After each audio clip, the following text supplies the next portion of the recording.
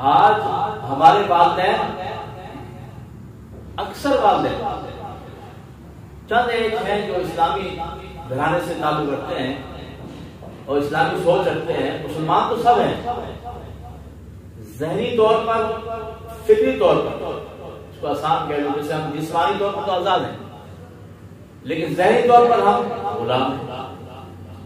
ہماری ذہنیت، ہمارا فکر، ہماری سوچ وہی غلامانہ ہے۔ اس کی واضح مثال کیا ہے؟ واضح مثال یہ ہے، ہمارے یہاں کسی کا انتقال ہو جائے، ایک ایک چیز مولوی صاحب سے پوچھیں گے، لیکن جب ہمارے یہاں خوشی ہوگی معذرت کے ساتھ، چاہے کوئی بھی خوشی ہو، اس پہ پھر مولوی صاحب کا فتویٰ نہیں چلتا، پھر ہم اپنی منمانی کرتے ہیں۔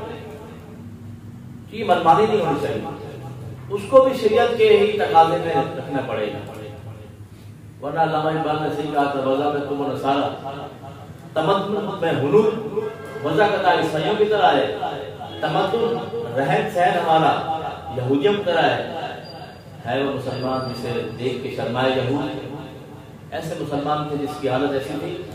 یہ پاکستان بننے کے فکر تھی علامہ اقبال نے، پاکستان بننے کے بعد بھی ہم ویسے رہے تو کیا پیدا ہوا؟ تو بتانے کا مقصد یہ ہے کہ ہماری سوچ، ہماری فکر اسلامی ہوگی تو ہم بچوں کو سکھا سکیں گے۔ 100 میں سے 10% لوگ ہوں گے جو سکھا سکیں گے، 90% لوگ دین سے دور ہیں، ان کو خود نہیں آتا غسل کا طریقہ کیا ہے،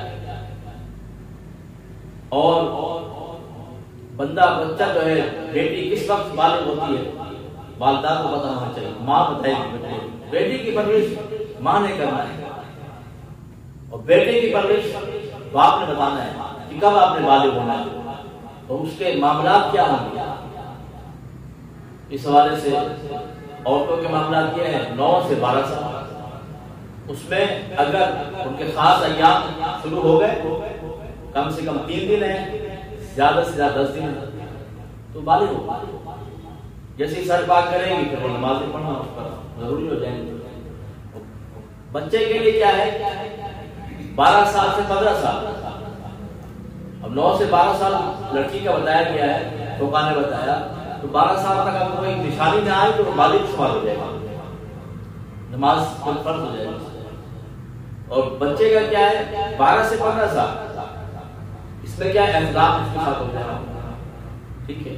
تو یہ والدین سکھائیں گے، ورنہ اگر یہ بچہ معاشرے سے سیکھے گا نا، سمجھئے گا بہت کام بات ہے، میں کیوں بتا رہا ہوں، درد کیوں دے رہا ہوں آپ کو، یہی باتیں اگر معاشرے سے سیکھے گا، جو معاشرہ ہمارا ہو چکا ہے ابھی، تو بہت بری تربیت میں چلا جائے گا۔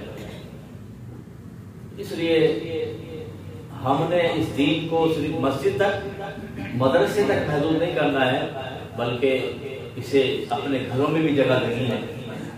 جس طرح ماشاءاللہ احمد کمپنی کے آفس میں ہم بیٹھے ہیں، اس طرح سے کسی کا شعبہ کوئی بھی ہے، ہر ایک کو چاہیے کم سے کم ہفتے میں نہیں، مہینے میں کم سے کم اس طرح کی نشست رکھیں، ہو اسکول ہو، کالج ہو، یونیورسٹی ہو، کوئی بھی ادارہ ہے، اس میں اس طرح سیکھنے سکھانے کا ماحول ہوگا، پھر جا کر ہماری سوچ بنے گی، ہم بچوں کو سکھائیں گے۔